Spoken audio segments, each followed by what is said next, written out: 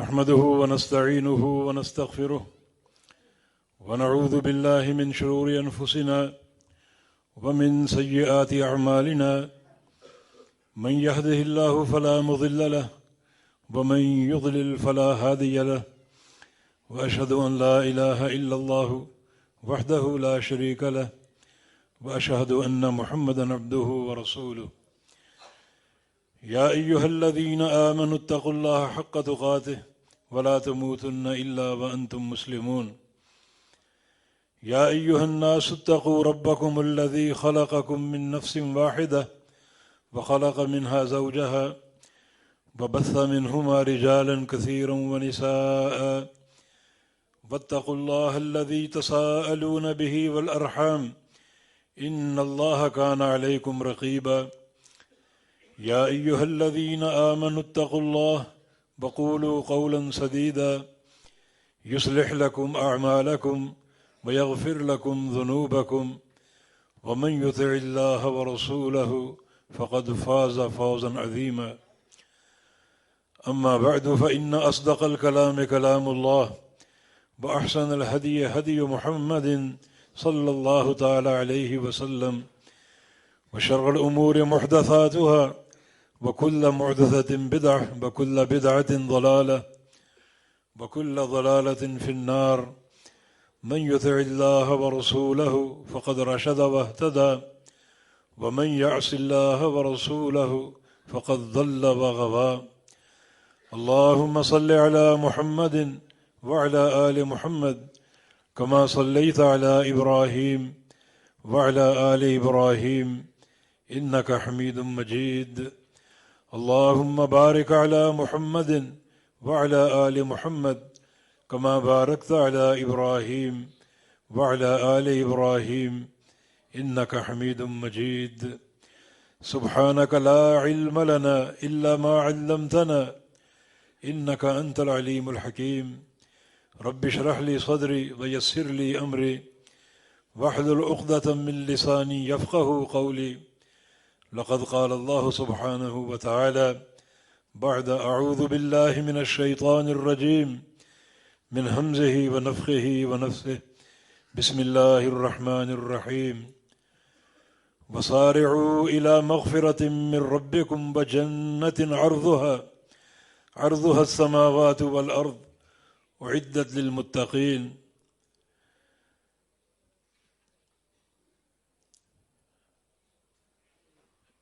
اس آیت مبارکہ میں اللہ رب العزت نے اپنے بندوں کو جو ایمان کے زیور سے آراستہ ہیں دو چیزوں کی طرف دوڑنے اور لپک کر جانے کی دعوت دی ہے وسارعوا تیزی اختیار کرو جلدی کرو دوڑو اور لپکو الی مغفرۃ من ربکم اپنے رب کی مغفرت کی طرف اور دوسری چیز بجنت اور جنت کی طرف عرضها السماوات والارض جس کا عرض جس کی چوڑائی آسمانوں اور زمینوں کے عرض کے برابر ہے اور طوالت کا کوئی اندازہ نہیں ہے اعدت للمتقین جو متقین کے لیے تیار کی گئی ہے تو اس آیت مبارکہ میں یہ ہمیں حکم دیا جا رہا ہے کہ دو چیزوں کی طرف پہنچنے کے لیے بہت جلدی اور بہت تیزی اختیار کرو ایک رب تعالیٰ کی بخشش اور مغفرت دوسرا جنت وجہ یہ ہے کہ ان اجسامکم علی النار لا تقوی کہ تمہارے جسم کی چمڑیاں جہنم کی آگ کو برداشت نہیں کر سکتی جہنم سے بچنا تمہاری ضرورت ہے نارکم ہذہ جزء من 70 جزءا من نار جہنم جہنم کی آگ جو ہے وہ دنیا کی آگ سے 70 گنا زیادہ گرم ہوگی. اشتقت النار الى ربها فقالت یا رب اکل بعدی بعدا. خود جہنم اللہ تعالیٰ کے دربار میں شکایت کرنے پر مجبور ہو گئی کہ مجھ میں اتنی تیزی پیدا کر دی، اتنی گرمی اور حرارت پیدا کر دی کہ میری آگ مجھے کھائے جا رہی. تو اس آگ کو کیسے برداشت کرو گی؟ لہذا یہ جلدی اور تیزی اختیار کرنا تم سب کی ضرورت ہے، تم سب کے فائدے کے لیے ہے. ایک رب تعالیٰ کی مغفرت، دوسرا جنت کا حصول. اللہ تعالیٰ کی مغفرت اگر حاصل ہو جائے تو یہ جنت کے حصول کا راستہ ہے. تو آپ کا ہدف یہ دو چیزیں بن جائیں اور اس میں کسی قسم کی غفلت نہ ہو، سستی کا مظاہرہ نہ ہو، بلکہ بندہ ہر وقت مستعد ہو اور کوشاں رہے ان دو چیزوں کو حاصل کرنے کے لیے. مغفرت کا معاملہ اللہ تعالیٰ کے سپرد ہے. اللہ تعالیٰ چاہے تو ایک ہی بار کی توبہ سے 100 سال کے گناہ معاف کر دے، اور چاہے تو ایک ہی گناہ پر پکڑ لے. رسول اللہ صلی اللہ علیہ وسلم کی حدیث ہے، دخلت النار امرأۃ فی ہرۃ. ایک عورت جہنم میں داخل ہو گئی ایک بلی کی وجہ سے، رابطہ تھا جس کو اس نے بلا وجہ باندھ دیا. فلا ہی اطعمتها، نہ اس کو کھلایا پلایا، ولا ترکتها، نہ اس کو چھوڑا اور آزاد کیا کہ تأکل من خشاش الارض، کہ وہ خود ہی زمین سے اپنا رزق تلاش کر لیتی. فماتت جوعا، بھوک سے مر گئی. اللہ تعالیٰ نے اس عورت کو پکڑ لیا اور اس کو جہنم میں داخل کر دیا. یہ صحیح بخاری کی حدیث ہے، اور طبرانی میں یہ الفاظ بھی ہیں کہ وہ بلی بھی اس کے ساتھ ہے اور اس کو مستقل نوچ رہی ہے. تو ایک ہی گناہ پر مواخذہ بھی ہو سکتا ہے اور 100 سال کے گناہ معاف بھی ہو سکتے ہیں. لیکن مغفرت کا معاملہ بڑا آسان ہے. اللہ تعالیٰ وہ ذات ہے ارحم الراحمین، جو بہت جلد اپنے بندے سے راضی ہو جاتا ہے اور بہت جلد اس کے گناہوں کو معاف کر دیتا ہے. بس بندے کے دل سے صدق توبہ اور صدق حصول مغفرت ظاہر ہونی چاہیے. اللہ رب العزت دلوں کے بھید جانتا ہے اور دلوں کے احوال جانتا ہے، اور اگر واقعتاً صدق توبہ بندے کے دل میں موجود ہے تو اللہ رب العزت ایک لمحے میں بندے سے راضی ہو جاتا ہے اور اس کے سارے گناہ معاف کر دیتا ہے. یہ معاملہ اس کا کمال فضل کا معاملہ ہے، ورنہ گناہوں کی کثرت کی بنا پر ہم معافی کے قابل نہیں ہیں. مگر یہ پروردگار کے کمال فضل کا معاملہ ہے. عدل کرے تو تھر تھر کانپیں اونچی شانوں والے، اور فضل کرے تو بخشے جائیں مجھ جیسے منہ کالے. اس کے فضل کا ہمیشہ سوال کرنا چاہیے کہ اللہ تعالی ہمیں اپنے فضل سے فیض یاب فرما دے اور گناہوں کو معاف فرما دے. یمد یدہ بالنہار لیتوب مسیء اللیل. دن شروع ہوتا ہے تو اللہ تعالیٰ اپنا ہاتھ پھیلا دیتا ہے تاکہ جن بندوں نے رات کی تاریکی میں گناہ کیے ہیں وہ دن کے اجالے میں توبہ کر لیں. وَيَمُدُّ يَدَهُ بِاللَّيْلِ لِيَتُوبَ مُسِيءُ النَّهَارِ.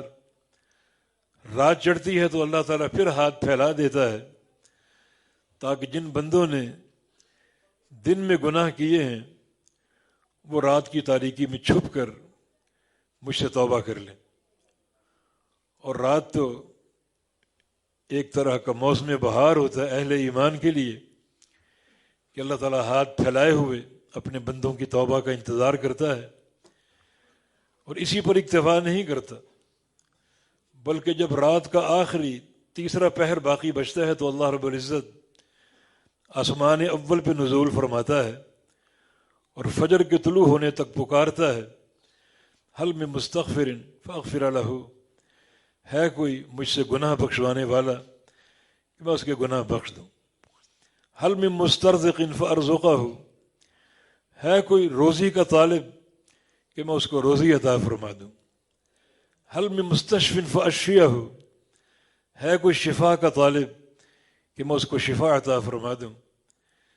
جب رات کا تیسرا آخری پہر باقی بچتا ہے تو اللہ تعالیٰ آسمان اول پہ نزول فرماتا ہے اور فجر کے طلوع ہونے تک پکارتا رہتا ہے کہ مجھ سے گناہ بخشوا لو، مجھ سے روزی مانگ لو اور مجھ سے شفا طلب کر لو۔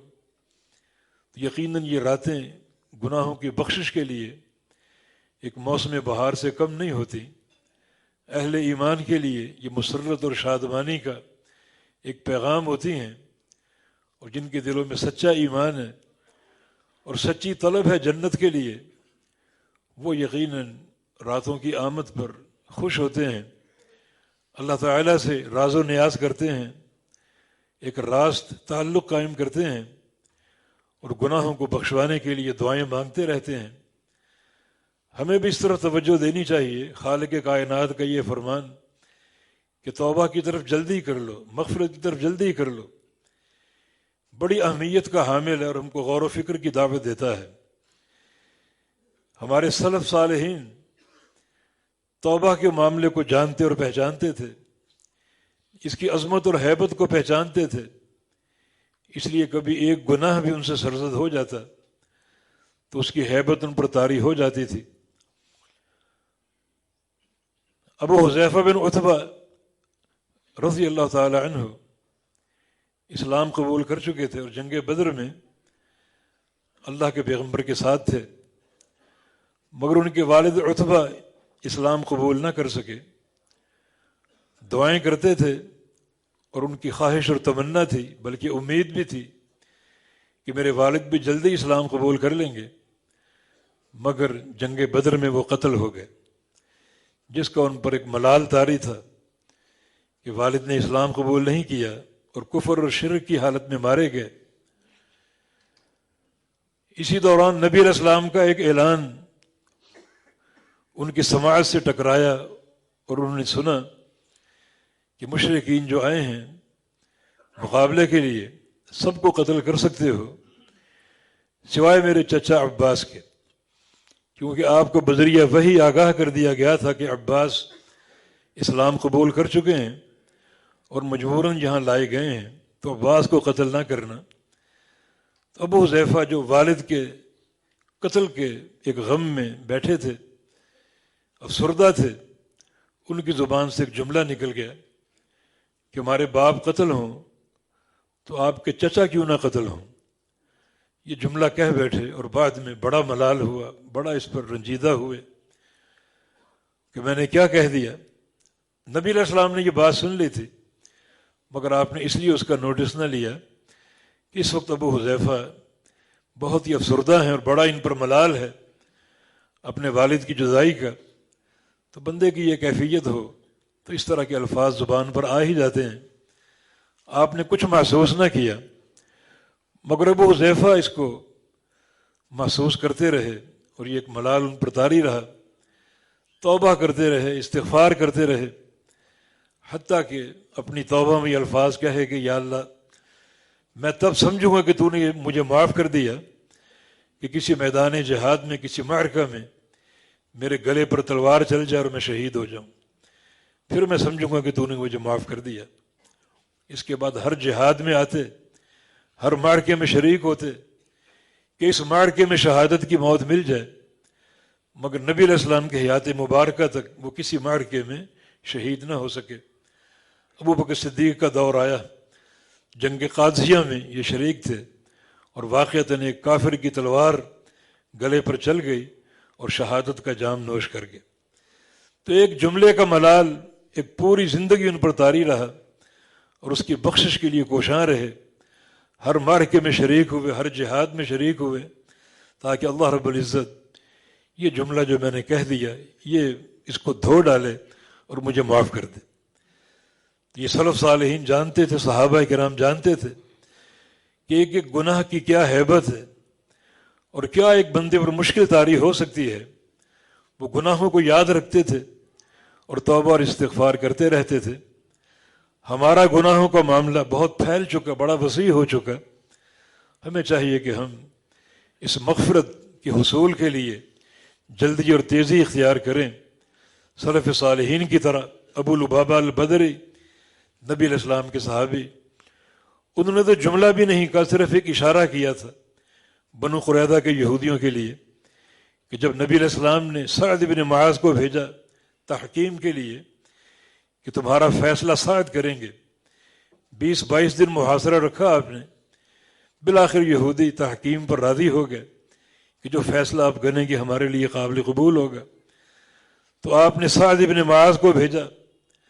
ابو لبابہ کی چونکہ وہ قوم کے افراد تھے اور کچھ ان کی رشتہ داریاں بھی اس قوم میں تھیں، تو انہوں نے ایک احسان کرنا چاہا اور صرف یہودیوں کو دیکھ کر اشارہ کی، جیسے گلے کی طرف قتل کا اشارہ کرتے ہیں کہ تم نے سعد بن معاذ کو قبول کر لیا فیصلے کے لیے، اور سعد کا فیصلہ یہ ہوگا۔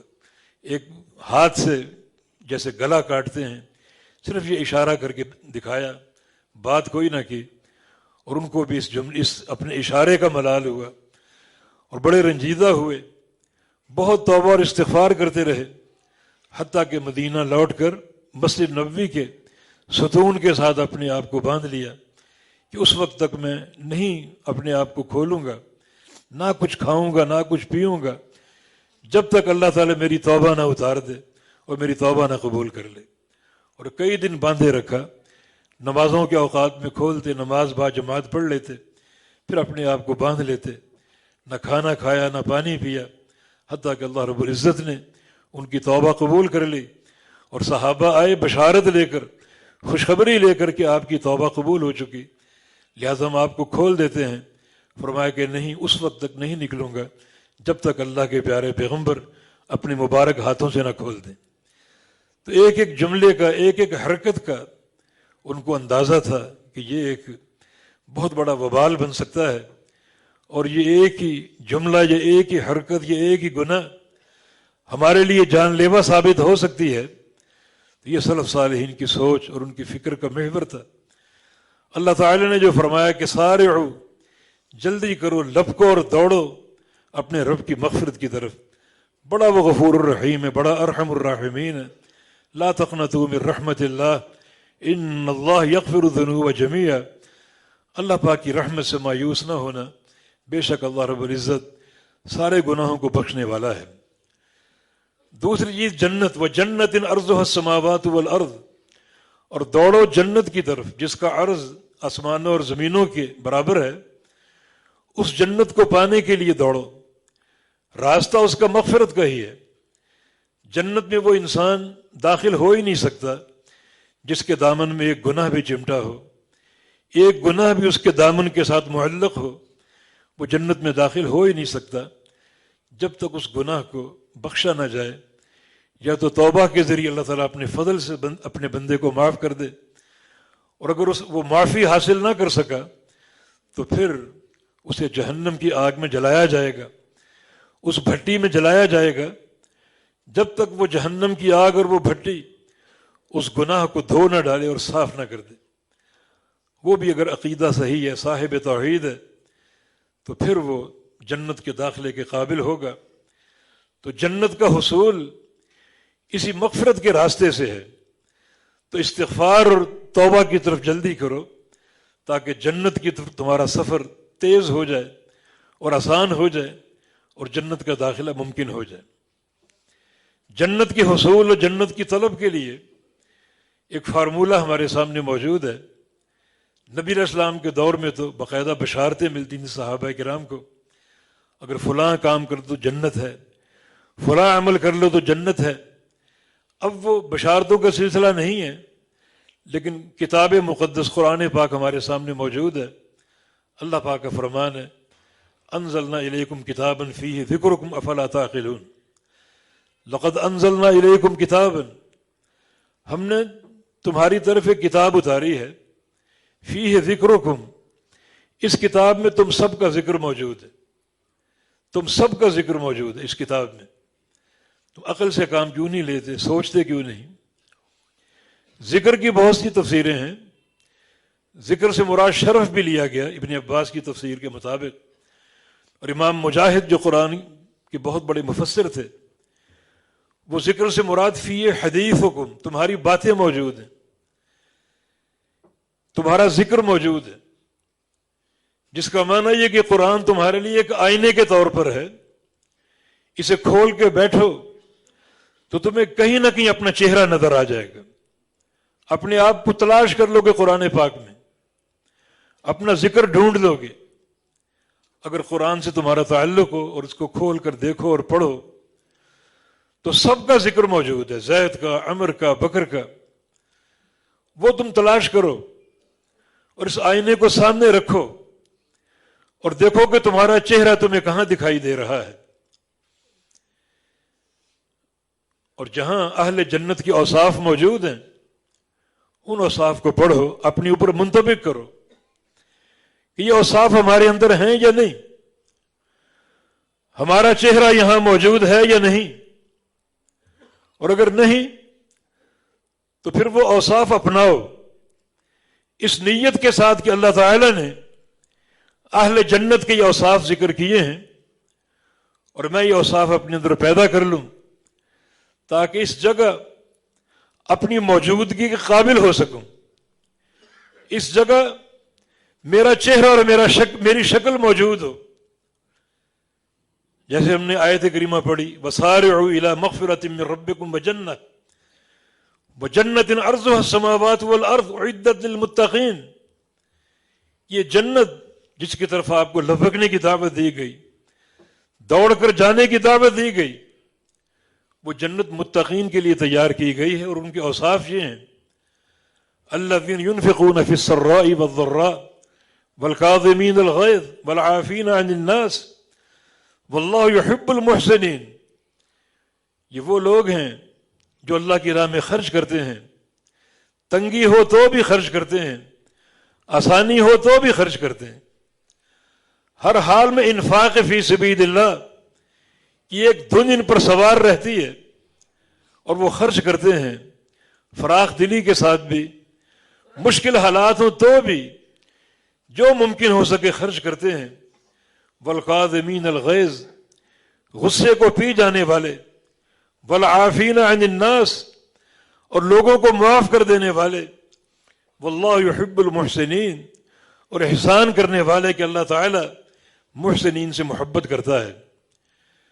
والذین اذا فعلوا فاحشۃ او ظلموا انفسهم ذکروا اللہ، اور یہ وہ لوگ ہیں کہ جب وہ کبھی اپنے اوپر ظلم کر بیٹھیں، زیادتی کر بیٹھیں، کسی گناہ کا ارتکاب کر بیٹھیں تو فوراً ذکر اللہ تعالیٰ کا ذکر شروع کر دیتے ہیں، اللہ تعالیٰ کو یاد کرنا شروع کر دیتے ہیں، فاستغفروا لذنوبہم، اور فوری توبہ اور استغفار کر لیتے ہیں۔ وَمَن يَغْفِرُ الذُّنُوبَ إِلَّا اللَّهُ، اللہ کے سوا گناہوں کو کون بخشنے والا ہے؟ اللہ تعالیٰ ہی گناہوں کو معاف کرنے والا ہے۔ وَلَمْ يُصِرُّوا عَلَى مَا فَعَلُوا وَهُمْ يَعْلَمُونَ، اور جو گناہ ایک بار ہو گیا پھر وہ بار بار نہیں کرتے، اصرار نہیں کرتے، توبہ کر کے توبہ پر قائم رہتے ہیں۔ یہ اوصاف ہیں، اپنے اندر ان اوصاف کو چیک کریں کہ ہم میں یہ موجود ہیں یا نہیں، کیونکہ آگے فرمایا کہ اولئک لہم مغفرۃ من ربہم وجنہ، یہ وہ لوگ ہیں جن کے لیے رب تعالیٰ کی طرف سے مغفرت بھی ہے، وہ جنات، اور جنات ہیں، باغات ہیں، جنتیں ہیں، یہ وہ لوگ ہیں جن کے اللہ تعالیٰ نے مغفرت کا وعدہ بھی فرمایا اور جنات اور باغات بھی تیار کر دیے جس میں ہمیشہ رہیں گے۔ وَنِعْمَ أَجْرُ الْعَامِلِينَ، اور یہ بہترین اجر ہے کام کرنے والوں کا، عمل کرنے والوں کا۔ تو اس مقام پر اپنے آپ کو تلاش کریں، یہ اوصاف ہمارے اندر موجود ہیں، ہم ہر حال میں خرچ کرنے کے عادی ہیں، بھکاری تو نہیں ہیں، اپنے ہاتھوں کو پھیلانے والے تو نہیں ہیں، دنیا کی طلب کے حریص تو نہیں ہیں، بلکہ ہر حال میں تنگی ہو آسانی ہو کچھ نہ کچھ خرچ کرتے ہیں. یہ منہج اپنانے والے اور پھر لوگوں کی لغزشوں کو معاف کرنے والے, غصے کو پی جانے والے, اللہ کے بندوں پر احسان کرنے والے, جو بھی احسان کا موقع مل جائے اور اگر کوئی زیادتی اور گناہ ہو جائے تو اللہ کے ذکر اور توبہ کے معاملے کو مؤخر نہ کرنے والے بلکہ فوراً اللہ کا ذکر کرنے والے اور فوراً توبہ اور استغفار کے منہج کو اپنانے والے. جیسا کہ نبی علیہ السلام کی حدیث ہے, وَأَتْبِعِ السَّيِّئَةَ الْحَسَنَةَ تَمْحُهَا, کوئی گناہ ہو جائے تو فوراً کوئی نیکی کر لو تاکہ وہ نیکی اس گناہ کو مٹا دے. اللہ تعالیٰ کی رحمت اور مغفرت کی وسعت کی آپ انتہا دیکھیں کہ ملائکہ کو اللہ تعالیٰ کا حکم ہے کہ میرا بندہ کوئی گناہ کرے تو اس کو نوٹ نہ کرنا بلکہ 6 پہر انتظار کرنا. اگر میرا بندہ ذکر کر لے اور توبہ کر لے تو اس گناہ کو لکھنے کی ضرورت نہیں ہے. 6 پہر انتظار کرنا صحیح حدیث ہے نبی علیہ السلام کی. لیکن ایک انسان اگر گناہ بھی کرے, اتنا جری ہو اور توبہ اور ذکر اللہ کے معاملے کو بھی مؤخر کرتا رہے تو یہ بہت بڑی بد نصیبی اور محرومی ہے. جبکہ خالق کائنات اس قدر رحم کرنے والا, ارحم الراحمین, ارحم الراحمین, کیا اس کی محبت کا عالم ہے اور کیا اس کی رحمت کا عالم ہے. نبی علیہ السلام سے ایک مجلس میں سوال ہوا کہ گناہ کر کے نیکی کر لیں, کیا گناہ کر کے لا الہ الا اللہ پڑھ لینا بھی نیکی ہے؟ فرمایا کہ یہ سب سے بڑی نیکی ہے, اللہ کی توحید کا اقرار و اعتراف اور اس توحید کی اساس پر اس کا خوف. دل میں خوف موجود ہو, ملال موجود ہو, دل میں ندامت کا احساس ہو تو گناہ کے بعد لا الہ الا اللہ بہت بڑی نیکی. اس نیکی کے 3 پہلو ہیں. ایک دل کے اندر ندامت کا احساس, دوسرا پروردگار کی توحید کا اقرار و اعتراف, اور تیسرا جس شیطان نے اس گناہ پر آمادہ کیا اس کی کمر کو توڑ دینا. سفیان ثوری رحمہ اللہ کا قول ہے کہ لیس شیء اقطع لظہر ابلیس من قول لا الہ الا اللہ, کہ سب سے زیادہ جس عمل سے ابلیس کی کمر ٹوٹ جاتی ہے وہ لا الہ الا اللہ ہے. جب کوئی بندہ لا الہ الا اللہ پڑھتا ہے تو ابلیس کی پشت پر وار کرتا ہے جو اس کی کمر کو توڑ دیتا ہے. اس کلمے کی کثرت ذکر سے ابلیس پر وار کرتے جاؤ اور کوڑے برساتے رہو حتیٰ کہ وہ ماندہ ہو کر گر جائے اور وہ خبیث اتنا کمزور پڑ جائے کہ آپ کو ورغلانے کے قابل نہ رہے. یاد رکھو, اگر شیطان تم سے طاقتور ہے تو وہ تم پر حاوی آ جائے گا اور تم مغلوب ہو جاؤ گے, اس کی خواہشات کے تابع ہو جاؤ گے. اور اگر تم قوی ہو اور شیطان کمزور ہے تو تم اس پر غالب آ جاؤ گے اور شیطان وساوس کے قابل نہ رہے گا. تو یہ لا الہ الا اللہ کی نیکی بڑی عظیم الشان ہے. اگر ایک انسان سے گناہ سرزد ہو جائے تو توبہ اور استغفار کی نیت سے لا الہ الا اللہ پڑھ لے, ندامت ہو دل میں اور ساتھ ساتھ اس کی توحید کا اقرار و اعتراف ہو, اور ساتھ ساتھ یہ بھی سوچ ہو کہ میرا یہ کلمہ پڑھنا ابلیس کے لیے نقصان دہ ہے. وہ ابلیس جو ہر شر کی بنیاد بنتا ہے, ہر معصیت کے سرے پر ابلیس بیٹھا ہے بندوں کو ورغلانے کے لیے, وساوس پیدا کرنے کے لیے. یہ اس سے نفرت کا اظہار ہے تاکہ اس کلمے کی قوت سے, اس کلمے کی برکت سے اس کی کمر ٹوٹ جائے اور وہ تھک ہار کے ماندہ ہو کر گر جائے, اٹھنے کے قابل نہ رہے اور وسوسے پیدا کرنے کے قابل نہ رہے. تو اللہ تعالیٰ کی رحمت کے اسباب موجود ہیں, رحمت کے آثار موجود ہیں. مغفرت کے ذریعے جنت کے سفر کو تیز بناؤ اور جنت کو حاصل کرنے اور پانے کی فکر کرو اور کوشش کرو. تو اس کے لیے ہم نے ایک چیز عرض کر دی, جب بھی قرآن پاک کی تلاوت کریں, علماء سے درس سنیں, اہل جنت کے اوصاف سنیں, اس مقام کو کھول کر بیٹھ جاؤ کہ یہاں میں موجود ہیں یا ہوں یا نہیں, یا میرا چہرہ موجود ہے یا نہیں، یا میری شکل نظر آ رہی ہے کہ نہیں، اور اگر نہیں آ رہی تو ان اوصاف کو یاد کر کے اپنے اندر پیدا کرو۔ یہ طلب جنت کا شوق ہے، اور جو بندہ غفلت کا شکار ہو اور اسے اس چیز کا احساس نہ ہو، اہل جنت کے اوصاف تو بڑھتا ہے مگر اپنے آپ کو چیک نہیں کرتا، اپنے اندر اوصاف کو پیدا نہیں کرتا، تو یقیناً بڑا محروم اور شقی انسان ہے، وہ بدبخت انسان ہے۔ وہ طلب جنت کا شوق ہو، اللہ اس شوق کی قدر کرتا ہے، اس حرص کی قدر کرتا ہے۔ صحابہ کرام کی سیرتوں میں بڑے اس کے آثار موجود ہیں، جیسے عکاشہ بن محصن الغفاری رضی اللہ تعالی عنہ اس مجلس میں موجود تھے جس مجلس میں رسول اللہ صلی اللہ علیہ وسلم نے ان لوگوں کا ذکر کیا جو بغیر حساب کے اور بغیر عذاب کے جنت میں داخل ہو جائیں گے، اور ان کی تعداد 70,000 ہوگی، صحیح بخاری کی حدیث کے مطابق، اور جامع ترمذی مسند احمد کی حدیث کے مطابق اللہ کے نبی کا فرمان ہے کہ فاستزدت ربی، میں نے اپنے رب سے دعا کی کہ یا اللہ اس تعداد کو بڑھا دے، میری امت کا دامن بہت وسیع ہے اور اس میں 70,000 کی تعداد بہت تھوڑی ہے، یا اللہ اس کو بڑھا دے۔ اللہ کی رحمت سے امید ہے کہ اللہ تعالیٰ نے اس تعداد کو بڑھایا اور فرمایا کہ مع کل رجل 70,000، ان 70,000 میں ہر شخص کے ساتھ 70,000 اور بھی دے دیتا ہوں جو حساب اور عذاب کے بغیر جنت میں داخل ہوں گے۔ پھر آپ نے ان کے اوصاف کا ذکر کیا۔ جب آپ خاموش ہوئے اور یہ حدیث پوری فرما دی تو عکاشہ بن محصن نے کہا ادعو اللہ ان یدعنی منہم، یا رسول اللہ صلی اللہ علیہ وسلم میرے لیے دعا کر دے کہ اللہ مجھے ان بندوں میں شامل فرما لے، میرا شمار ان بندوں میں فرما دے جو روز قیامت حساب کے بغیر اور عذاب کے بغیر جنت میں داخل ہو جائیں گے۔ رسول اللہ صلی اللہ علیہ وسلم نے فرمایا انت منہم عکاشہ، تم انہی میں سے ہو، تم ان میں شامل ہو چکے، داخل ہو چکے۔ ایک اور صحابی نے عرض کیا میرے لیے بھی دعا فرما دیں، فرمایا کہ سبقک بہا عکاشہ، عکاشہ سبقت لے گیا، عکاشہ بازی جیت گیا، اب یہ سلسلہ بند ہو چکا، اب اگر کوئی اور کہے گا تو اس کی درخواست قابل قبول نہ ہوگی۔ عکاشہ کیوں سبقت لے گیا، بازی کیوں لے گیا، اسے جنت کی بشارت کیوں دے دی گئی، 70,000 افراد میں کیوں شامل کر لیا گیا؟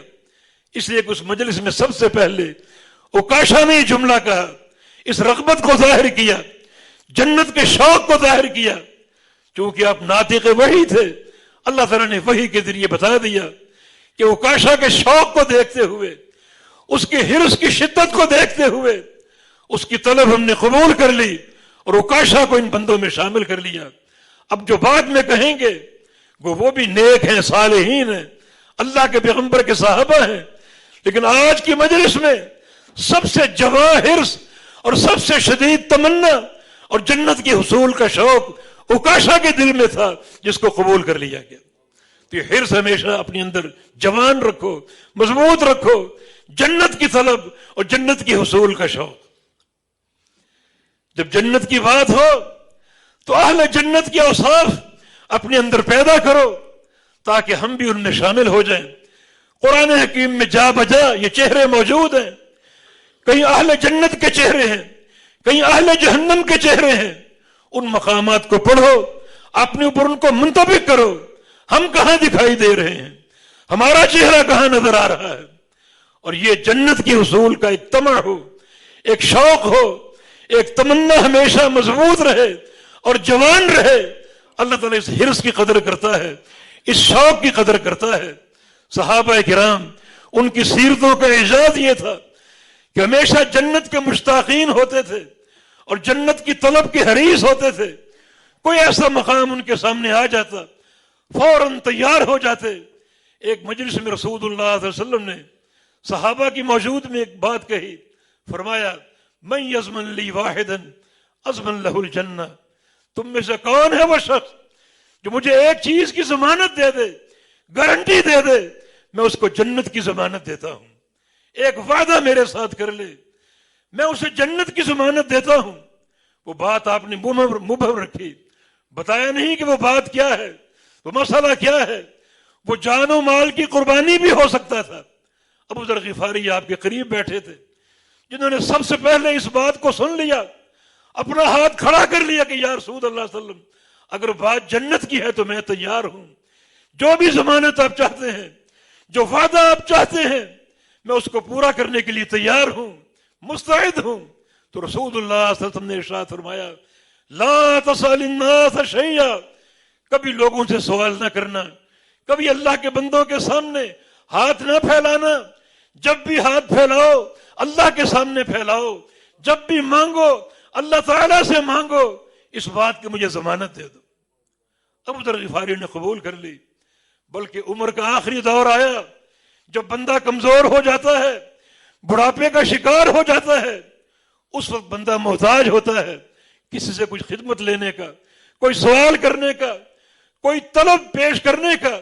تو اس بات کو سوچ کر مدینہ شہر چھوڑ دیا، ربضہ مقام پر ایک جنگل میں ان کی زمینیں تھیں، وہاں جا کر بسیرا کر لیا، تنہائی کے شکار ہو گئے، نہ کوئی انسان نظر آئے اور نہ کسی سے کچھ مانگوں اور نہ کسی سے سوال کروں۔ اللہ کے پیارے پیغمبر سے وعدہ کر لیا تھا، اس لیے پوری زندگی اس وعدے پر قائم رہے۔ گھوڑے پر سوار ہوتے، کبھی کوڑا گر جاتا، حالانکہ اپنا کوڑا ہے، تو کسی سے طلب نہ کرتے، گھوڑے سے اترتے، خود اٹھاتے اور اٹھا کر پھر گھوڑے پر سوار ہوتے، کبھی کسی سے سوال نہ کیا۔ یہ ان لوگوں کی سیرت ہے جو واقعتاً جنت کی طلب میں مخلص تھے، جن کے اندر واقعی جنت کا حصول اور رسول کا شوق کوٹ کوٹ کے بھرا ہوا تھا۔ بیت اللہ میں عبداللہ بن عباس تشریف فرما تھے، اور ان کے ساتھ ان کے شاگرد عطا بن ابی رباح، علماء تابعین میں سے عظیم محدث اور فقیہ، وہ بھی ساتھ تشریف فرما تھے۔ اچانک عبداللہ بن عباس نے فرمایا، الا اریک امراۃ من نساء اہل الجنہ، اے عطا تجھے ایک خاتون دکھاؤں جو کہ جنتی خاتون ہے، ایک جنتی خاتون دیکھنا چاہتے ہو؟ عرض کیا کہ جی ہاں، بڑے شوق سے دیکھوں گا کہ چلتے پھرتے جنتی انسان کا دیدار ہو جائے، تاکہ دل میں اس کی محبت پیوست ہو جائے۔ یہ محبت بھی تو ایک عظیم ثمرہ ہے۔ ضرور بتائیے وہ انسان کون ہے، وہ عورت کون ہے جو جنتی ہے؟ تو جناب عبداللہ بن عباس نے ایک خاتون کی طرف اشارہ کیا جو غلاف کعبہ کے قریب تھی، اللہ تعالیٰ سے راز و نیاز کر رہی تھی۔ یہ سیاہ فام عورت، دراز قامت، یہ جنتی خاتون ہے۔ عطا نے کہا کہ آپ کو یہ علم کیسے ہوا؟ جنتی ہونے کے لیے اللہ تعالیٰ کی طرف سے خبر کا آنا ضروری ہے، یا رسول اللہ صلی اللہ علیہ وسلم کی طرف سے خبر کا آنا ضروری ہے؟ آپ کو یہ اطلاع کیسے ملی؟ تو جناب عبداللہ نے فرمایا، اس مجلس میں موجود تھا جس میں یہ خاتون اللہ کے پیغمبر کے پاس آئی اور آ کر کہا کہ یا رسول اللہ انی اسرع، مجھے مرگی کے دورے پڑتے ہیں، دعا کر دیں کہ اللہ تعالیٰ مجھے شفا دے دے۔ بڑے شدید دورے پڑتے ہیں، ہوش اور عقل سے بیگانہ ہو جاتی ہوں اور بڑی تکلیف اور اذیت محسوس کرتی ہوں، دعا کریں کہ اللہ مجھے شفا دے دے۔ تو رسول اللہ صلی اللہ علیہ وسلم نے فرمایا، ان شئت صبرت ولک الجنہ وان شئت دعوت لک، اے خاتون اگر چاہو میں دعا کر دیتا ہوں، تمہیں شفا مل جائے گی، بیماری سے نجات مل جائے گی اور جان چھوٹ جائے گی، اور اگر چاہو تو صبر کر لو، اگر اس بیماری پر صبر کر لیتی ہو تو میں تم سے جنت کا وعدہ کرتا ہوں۔ وہ خاتون حیران ہو گئی، مسئلہ تو بیماری کا تھا اور بات جنت تک پہنچ گئی۔ کہا کہ یا رسول اللہ صلی اللہ علیہ وسلم آپ دعا نہ کیجئے، میں صبر کروں گی، اگر صبر کے نتیجے میں جنت مل جائے گی تو میں صبر کروں گی۔ اتنی طلب ضرور ہے کہ ان یتکشف، بعض اوقات دورے پڑتے ہیں تو لباس کی ہوش نہیں رہتی، جسم میرا ننگا ہو جاتا ہے، بعض اوقات سطر بھی کھل سکتا ہے، تو یہ دعا کر دیں کہ اللہ تعالیٰ میرے جسم کو برہنگی سے بچائے، جسم کے کسی حصے پر کسی اجنبی کی نظر نہ پڑے، اللہ مجھے برہنہ ہونے سے بچا لے، یہ دعا کر دیں۔ تو اللہ کے پیغمبر نے یہ دعا کر دی کہ یا اللہ اس کو برہنگی سے بچا، اس کے جسم کی نمائش نہ ہو۔ چنانچہ اس عورت نے صبر کیا۔ عبداللہ بن عباس فرماتے ہیں یہ عورت ہمارے درمیان موجود رہی اور بڑی اذیت کا شکار رہی، اس کو دورے پڑتے تھے غشی کے اور مرگی کے، اور اس دکھ کو جھیلتی تھی اور اس جو ضعف اور اذیت کو برداشت کرتی تھی، اب تک پورے صبر کے ساتھ اس کا مقابلہ کر رہی ہے. یہ وہ صحابہ جو واقعتاً جنت کی حریث تھے. صحیح بخاری کی حدیث کے مطابق انصار صحابہ کی ایک جماعت اللہ کے پیارے پیغمبر کے پاس آئی دنیا کی ایک حاجت لے کر. حاجت یہ تھی کہ ہماری کھیتی باڑی مدینہ منورہ میں ہے اور مدینہ میں پانی موجود نہیں. آپ دعا کر دیں کہ اللہ تعالیٰ پانی کے چشمے جاری کر دے تاکہ ہماری ایک تکلیف ختم ہو جائے اور پانی شہر سے دستیاب ہو جائے. ہمیں دور دراز سے پانی لانا پڑتا ہے تب یہ کھیتیاں اور باغات سیراب ہوتے ہیں. آپ مستجاب الدعوات. اللہ تعالیٰ تو آپ کی دعا قبول کر کے ان سارے پہاڑوں کو سونے میں تبدیل کرنے پر تیار ہے. اتنی سی دعا آپ کر دیں کہ اللہ مدینہ شہر میں پانی کے چشمے جاری کر دے. انصار صحابہ کی جماعت کو دیکھ کر اللہ کے پیغمبر خوش ہوئے. آپ نے چہرے پر پڑھ لیا کہ ان کے چہروں پر کوئی طلب اور کوئی درخواست ہے, کوئی حاجت لے کر آئے ہیں. اور یہ پہلا موقع ہے کہ انصار صحابہ نے کوئی حاجت پیش کرنا چاہی. رسول اللہ صلی اللہ علیہ وسلم نے فرمایا کہ جو بھی حاجت پیش کرو گے وہ ضرور پوری ہوگی, ضرور پوری ہوگی, ضرور قبول ہوگی. بتاؤ کیا حاجت. انصار یہ سن کر حیران ہوئے کہ اللہ کے پیارے پیغمبر نے اتنی بڑی ضمانت دے دی, اتنی بڑی گارنٹی دے دی کہ وہ حاجت ضرور پوری ہوگی. وہ چشمے بھول گئے, پانی بھول گئے, اپنے کھیت اور باغات بھول گئے اور کہا کہ یا رسول اللہ صلی اللہ علیہ وسلم ہمیں تھوڑا سا سوچنے کی موقع دیجئے, ہم کیا حاجت آپ کے سامنے پیش کریں. ایک نوعمر نوجوان تھا, بچہ, اس نے مشورہ دیا کہ اللہ کے پیارے پیغمبر نے اتنی بڑی ضمانت دے دی تو اللہ کے پیارے پیغمبر سے عرض کرو کہ آپ دعا کرتے ہیں کہ اللہ تعالی ہمارے گناہوں کو بخش دے, اللہ ہم سب کو معاف فرما دے. کھڑے ہوئے اور پیغمبر علیہ السلام کے سامنے یہ حاجت پیش کر دی. آپ نے ہاتھ اٹھا لی, اللہم اغفر للانصار ولابناء الانصار ولابناء ابناء الانصار. یا اللہ انصار کو بخش دے, یا اللہ انصار کے بیٹوں کو بخش دے, یا اللہ انصار کے پوتوں کو بخش دے. یہ دعا آپ نے پوری فرمائی تو انصار پھر بول اٹھے, والے موالینا یا رسول اللہ, یا رسول اللہ ہمارے غلاموں کے لیے دعا کر دیں, وہ دکھ سکھ کے ساتھی, ہمارے خدمت گزار, ان کی بھی بخشش کی دعا کر دیں. تو رسول اللہ صلی اللہ علیہ وسلم نے فرمایا والے مواد الانصار, یا اللہ انصار کے غلاموں کو بھی معاف کر دے اور انصار کے غلاموں کو بخش دے. یہ ہیں وہ لوگ جو سچے مغفرت و جنت کے سوداگر تھے, طلبگار تھے, جن کے اندر ایک حرص تھی, ایک شوق تھا. بدر کے مارکے سے فارغ ہو کر صحابہ کرام لوٹ رہے ہیں اور مدینے کے کونے میں ان کی فیملیاں, ان کے خاندان کھڑے ہیں اپنے مجاہدین کا استقبال کرنے کے لیے. ماں باپ کھڑے ہیں اپنے جوان بیٹے کا استقبال کرنے کے لیے, بہنیں کھڑی ہیں اپنے بھائیوں کا استقبال کرنے کے لیے. ان میں ایک خاتون بھی تھی, ام حارثہ, جس نے اپنے بیٹے کو اللہ کے پیغمبر کے سامنے پیش کر دیا اس معرکہ بدر کے لیے. وہ بھی کھڑی ہے اپنے بیٹے کے انتظار میں. قافلے آ رہے ہیں, ایک ایک کے چہرے کو دیکھ رہی ہے, اس کا بیٹا اس کو دکھائی نہیں دے رہا. حتیٰ کہ سارے مجاہدین آ گئے اور اس کا بیٹا اس کو نظر نہ آیا. خبر مل گئی کہ بیٹا آپ کا شہید ہو گیا. آنسو جاری ہو گئے, بے اختیار رونے لگی اور اللہ کے پیارے پیغمبر کے پاس روتی روتی آ گئی کہ مجھے میرے بیٹے کے بارے میں بتائیے, اللہ نے قبول کیا یا نہیں کیا. فرمایا کہ ام حارثہ انہا لجنان کثیرہ وان ابنک لاصحاب الفردوس الاعلی, جنتیں بہت ہیں اور تیرے بیٹے کو اللہ تعالیٰ نے فردوس اعلی میں مقام دے دیا اور فردوس اعلی میں داخل کر دیا.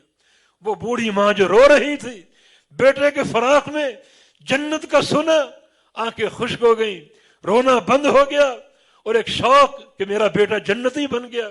بس پھر ایک ہی طلب اور ایک ہی تمنا لے کر وہاں سے لوٹ آئی کہ اللہ جلدی مجھے موت دے دے تاکہ اپنے بیٹے سے جا کر جنت الفردوس میں مل جاؤں. جب میں نے بیٹے کی قربانی پیش کی ہے اور وہ جنت میں داخل ہو چکا تو اللہ کے وعدے ہیں کہ اللہ تعالیٰ ان کے خاندان کے افراد کو بھی اگر وہ عقیدے پر ہوں, سچی توحید پر ہوں, ان کے ساتھ ملا دے گا.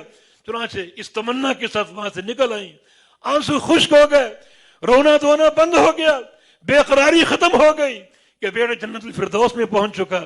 اور اس خواہش کے ساتھ واپس لوٹیں کہ اللہ تعالیٰ اپنے پاس بلا لے تاکہ جنت الفردوس میں اپنے بیٹے سے جا کر مل سکوں۔ یہ جنت کے سچے سوداگر ابو دہدہ رضی اللہ عنہ نے اپنا پورا باغ خرچ نہیں کیا، پورا باغ پیش نہیں کیا۔ قصہ کیا تھا؟ صرف ایک درخت خریدنے کے لیے۔ اس درخت کے بارے میں رسول اللہ صلی اللہ علیہ وسلم نے فرمایا تھا، جس کا بھی وہ درخت تھا، کہ یہ درخت تم دے دو، میں تم سے وعدہ کرتا ہوں کہ اس کے بدلے تمہیں جنت میں ایک درخت حاصل ہوگا۔ مگر وہ شخص چونکہ یتیم تھا اور یہ درخت ہی اس کا واحد سہارا تھا، اس پیشکش پر آمادہ نہ ہو سکا۔ ابو دہدہ بھی یہ بات سن رہے تھے، اس کو تنہائی میں لے گئے کہ یہ درخت تم مجھے بھیج دو اور اس کے بدلے میں تمہیں کیا دینا چاہتا ہوں، میرا وہ باغ جو ضرب المثل ہے جس میں 600 درخت ہے کھجوروں کے، وہ تم سارا کا سارا دے دو، یہ ایک درخت مجھے دے دو۔ وہ شخص حیرت سے دیکھ رہے، ابو دہدہ یہ کیا بات کر رہے ہو؟ ایک درخت کے بدلے تمہارا یہ باغ جو پوری دنیا میں معروف اور ضرب المثل ہے، بڑا قیمتی باغ، پھلوں سے لدا پھدا باغ، تم یہ سارا دینے کے لیے تیار ہو ایک درخت کے بدلے؟ ہاں میں تیار ہوں۔ سودا ہو گیا، اللہ کے پیارے پیغمبر کے پاس آئے، یا رسول اللہ صلی اللہ علیہ وسلم، آپ نے اس شخص سے کہا تھا یہ درخت دے دو، اس کے بدلے جنت کا وعدہ کرتا ہوں، جنت کے ایک درخت کا وعدہ کرتا ہوں، یہ پیشکش میرے لیے بھی ہے۔ فرمایا کہ ہاں تمہارے لیے بھی ہے۔ تو کہا وہ درخت میں لے چکا ہوں، خرید چکا ہوں، اور یہ سارا یہ درخت جو ہے وہ دینے کے لیے تیار ہوں۔ وہ درخت دے دیا، یوں جنت کا سودا کر لیا۔ بچے اور بیوی اس باغ ہی میں تھے، باغ میں چلے گئے، یا ام دہدہ اخرجی من الحدیقہ، ام دہدہ باغ سے باہر آ جاؤ، بچوں کو لے کر باہر آ جاؤ۔ باغ کے اندر بھی نہیں گئے کہ اندر جا کے دیکھوں کہیں دل پریشان نہ ہو کہ میں نے کیا سودا کر لیا، گھاٹے کا سودا کر لیا۔ ام دہدہ باہر آ گئی، کیا معاملہ ہے؟ کہا کہ ہم نے یہ باغ بیچ دیا۔ پوچھا کس قیمت کے عوض؟ فرمایا کہ جنت کے ایک درخت کے عوض، جنت کے ایک درخت کے عوض باغ کا سودا کر لیا۔ ام دہدہ نیک بیوی قطن پریشان نہ ہوئی، کوئی وویلا نہ کیا کہ یہ کیا کر بیٹھے ہو، بچے کہاں سے کھائیں گے، بلکہ کہا کہ ابو دہدہ مبارک ہو، تم نے بڑا کامیاب سودا کر لیا، یہ پورا باغ تو خرچ کر دیا لیکن جنت کے فائدے تمہارے ساتھ حاصل ہو گئے، جنت کے درخت کی بشارت تمہیں مل گئی۔ یہ جنت کے سچے سوداگر اور سچے طلبگار تھے جو واقعتاً جنت کی طلب اور اس کے حصول میں مخلص تھے اور ہر وہ کام کرنے کے لیے تیار تھے جو اہل جنت کے اوصاف میں سے ہے۔ ایک بار رسول اللہ صلی اللہ علیہ وسلم تشریف فرما تھے، اچانک آپ نے فرمایا کم من عزق معلق لبی دہدہ فی الجنہ، جنت کا ایک منظر میرے سامنے ہے اور میں جنت میں بڑے بڑے درخت دیکھ رہا ہوں اور وہ پھلوں کے گچھے سے بھرے ہوئے ہیں اور ان سارے خوشوں پر، سارے گچھوں پر یہ نام لکھا ہوا ہے کہ ہذہ لبی دہدہ، یہ سارے درخت اور یہ سارے گچھے ابو دہدہ کے لیے۔ بندہ اس طرح مخلص ہو تو اللہ تعالیٰ بھی اپنے بندے پر اپنی رحمتوں کی بارش کرتا ہے۔ اللہ تعالیٰ نے دکھا دیا کہ ابو دہدہ کا سودا قطعاً خسارے والا نہیں تھا، وہ جنتوں میں اللہ تعالیٰ کی ضیافت حاصل کرے گا، جنتوں کی وراثت اس کو حاصل ہوگی۔ مار کے بدر میں رسول اللہ صلی اللہ علیہ وسلم تشریف فرماتے، آپ نے صحابہ کو دعوت دی، قومو، کھڑے ہو جاؤ، دوڑو اور بھاگو، الی جنت عرضها السماوات والارض، اس جنت کی طرف جس کی چوڑائی آسمان اور زمین کے برابر ہے۔ مانا مار کا تیار ہے، مشرکین سے قتال شروع کر دو اور اس کا نتیجہ جنت ہے۔ ایک نوجوان لاؤبالی سا اللہ کے پیارے پیغمبر کے سامنے آ گیا، جھولی میں کھجوریں تھیں، عمیر ابن حمام اس کا نام، کہا کہ یا رسول اللہ صلی اللہ علیہ وسلم ایسی جنت کا وعدہ ہے جس کا عرض آسمانوں اور زمینوں کے برابر ہے؟ فرمایا کہ ہاں ہاں اسی جنت کا وعدہ ہے۔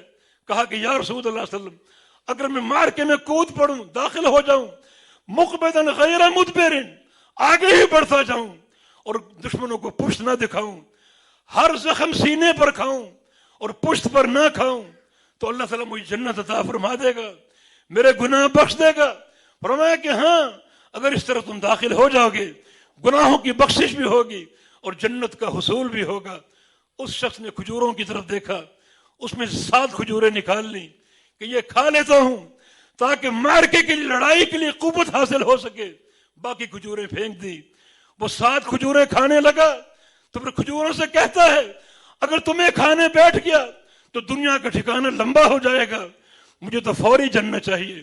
انہیں بھی پھینک دیا اور معرکے میں کود گیا اور شہید ہو گیا۔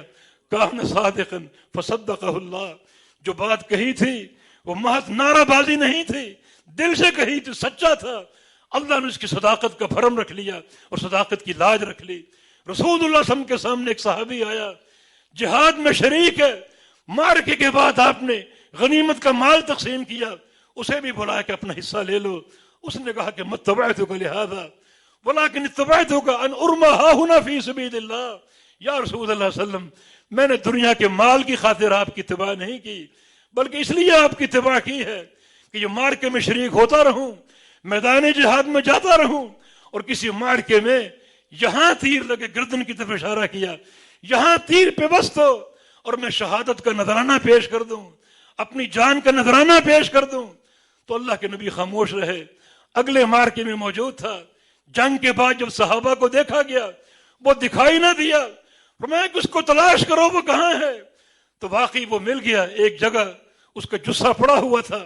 اللہ کے پیغمبر وہاں تشریف لے گئے، جہاں اس نے انگلی رکھی تھی وہیں تیر لگا ہوا تھا، اور پیارے پیغمبر نے فرمایا کہ کان صادقا فصدقہ اللہ، سچا تھا، اللہ نے اس کی صداقت کے بھرم کو ثابت کرا، اس کی صداقت کے بھرم کو قائم رکھا۔ اللہ تعالیٰ نے فرمایا کہ اس کی تکفین کرو تاکہ اس کو دفن کر سکے۔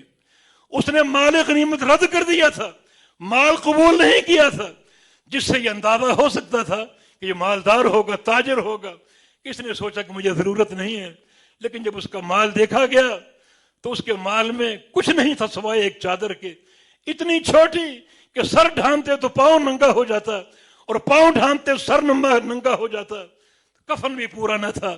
اللہ کے پیارے پیغمبر نے اپنے جبہ مبارک اتارا اور فرمایا کہ اس میں اس کو کفن دے دو۔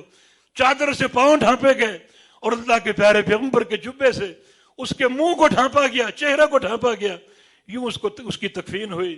اللہ تعالیٰ نے صداقت کا بھرم بھی رکھ لیا، شہادت کی موت بھی دے دی، اور قبر میں اپنے پیارے حبیب کے جبے کے ساتھ اس کو اتارا۔ اتنی بڑی سعادت اس کو حاصل ہوئی۔ یقیناً یہ وہ لوگ ہیں جو جنت کے سچے طلبگار تھے، جن کے اندر حصول جنت کا شوق تھا۔ تو عرض کرنے کا مقصد یہ ہے کہ آج ہمارے سامنے بشارتیں نہیں ہیں، اللہ کے پیارے پیغمبر دین بیان کر کے چلے گئے، لیکن قرآن و حدیث کا ذخیرہ ہمارے سامنے موجود ہے۔ جگہ جگہ اہل جنت کے چہرے موجود ہیں، جگہ جگہ اہل جنت کے اوصاف موجود ہیں۔ ہم وہ پڑھیں تو وہاں توقف اختیار کریں، رکیں اور ٹھہریں، ان اوصاف کو اپنے اندر پرکھنے کی اور چیک کرنے کی کوشش کریں، ہمارے اندر یہ موجود ہیں یا نہیں۔ اگر موجود ہوں تو اور قوت پیدا کریں اور حسن پیدا کریں، اور اگر موجود نہ ہو تو ان اوصاف کو اپنانے کی پوری کوشش کریں۔ یہ آج جنت کی طلب کا شوق کا مظہر ہوگا کہ واقعی اب جنت کی حریص ہیں اور جنت کے سچے طلبگار ہیں۔ اور اگر پڑھتے ہیں لیکن اس طرف کوئی دھیان نہیں، کوئی توجہ نہیں، کوئی شوق اور ذوق نہیں، تو پھر وہ جو ایک منہج تھا صحابہ کرام کا، حصول جنت کا شوق ان پر طاری تھا، ہم اس سے محروم ہیں۔ یہ ایک طریقہ آج موجود ہے، قرآن پاک سے، حدیث مبارکہ سے اہل جنت کے اوصاف کو ہم پڑھیں اور سنیں، اپنے اندر منطبق کرنے کی کوشش کریں۔ موجود ہوں تو اور قوت پیدا کریں، اور موجود نہ ہو تو پوری ایک صلاحیت کے ساتھ اور پوری قوت اور طاقت کے ساتھ ان اوصاف کو اپنے اندر پیدا کرنے کی کوشش کریں۔ ساتھ ساتھ دعائیں ہیں، الدعاء سلاح المومن، دعا مومن کا ہتھیار ہے، دعاؤں کی کثرت ہو تاکہ اللہ تعالی ہمیں اہل جنت میں شامل فرما لیں۔ اقول قولی هذا واستغفر الله لي ولكم واخر دعوانا ان الحمد لله رب العالمين۔